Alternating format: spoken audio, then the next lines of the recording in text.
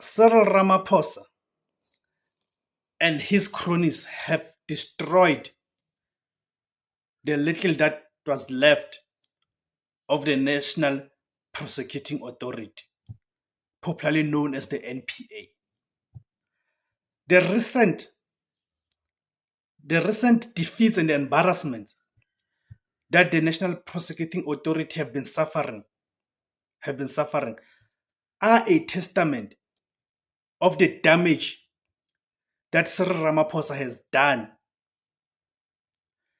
by reducing the NPA and that useless NPA head, Shamila Patoy, to nothing but his own political tools. His own political tools that serve two main purposes: to defend him